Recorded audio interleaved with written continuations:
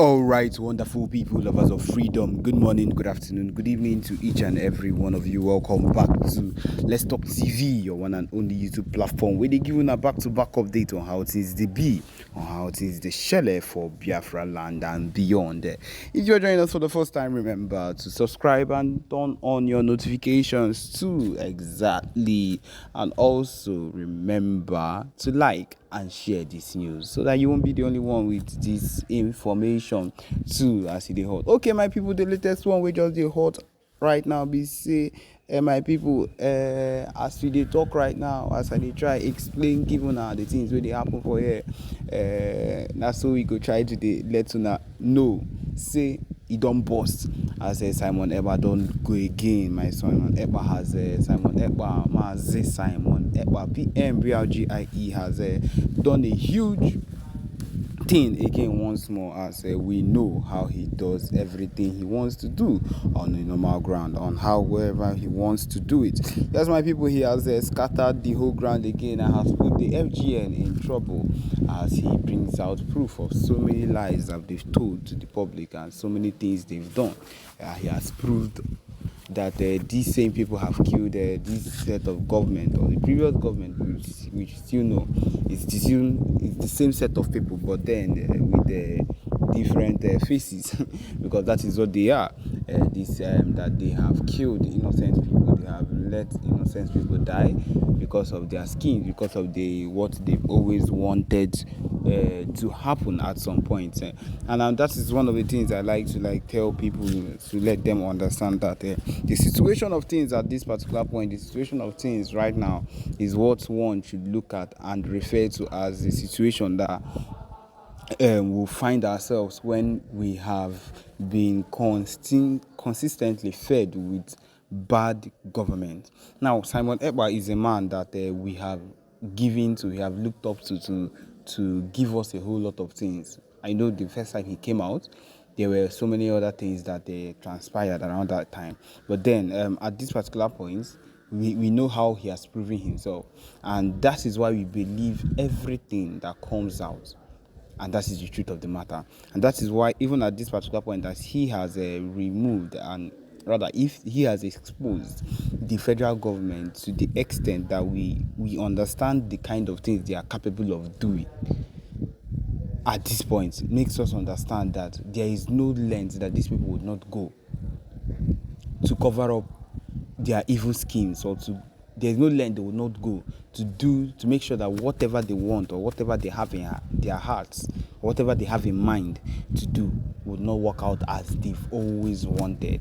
And that is one thing we should actually come to understand. That is one thing I feel like those that are getting aware with the type of schemes these people come up with, I feel like we should come to that understanding that every single thing that happens, or one of these things that happen and that looks unbelievable, know that is at the point we should actually know and realize that it is possible, because these people have done a whole lot of things. The federal government have done a whole lot of things, some that were visible to the public and then were covered with other schemes, and those that are invisible, that were not physically visible, but then were of course, most of them have been exposed or have been made known to us due to the PM making that exposure to us.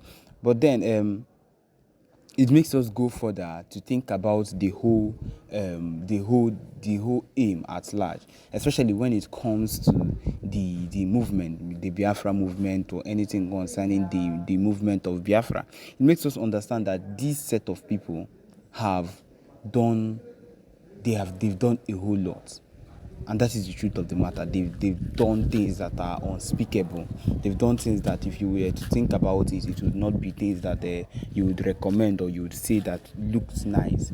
And that is the truth of the matter. And that is why whenever the Biafra Liberation Army go against, or clash against the Nigerian army, every single thing that happens is just something they take off their mind. They do not want to think, because whatever comes to their mind, or the energy they use to go against these people, is the fact that they've done a whole lot of evil against Igbo. They've done a whole lot of things against our own people. They've oppressed us a lot, and that is the energy they use to they use to succeed in fighting them and in pinning them down. And that is one thing we ourselves should get to understand, that the loss of lives we ourselves have had due to the fact that these people are looking for a way to do their own things their way, and for it to work out for them, it's something we should reason. Because at some point we see people saying that it is not this, it is not that, or try to succumb to the wiles of what they put online. But none of that, they did not care about any of that when they were going and doing a whole lot of things to us, when they slaughtered a whole lot of people in Anambra State, Igbo people, Igbo boys, when they went on rampage with their soldiers, with their Nigerian terrorists in Abia State, with their python dance and everything.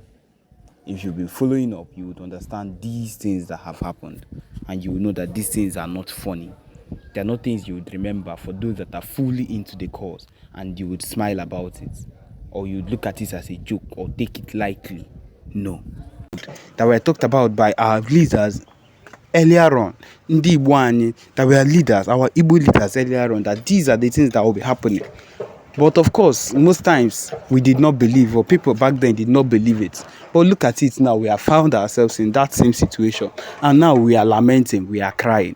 But no, we are not going to stop. My people, I feel like this should just be an eye-opener to people to understand that we cannot survive under, we cannot dwell under the same people. We cannot dwell under their roof. Their roof is not a roof. Their roof, higa.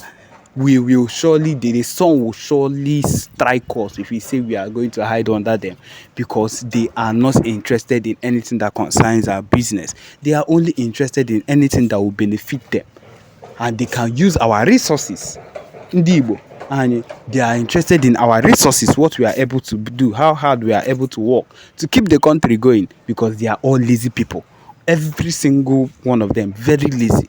To see someone that is hardworking, or that would want to put in extra work as an Igbo person, as an Hausa person, or as a Fulani person, is very hard.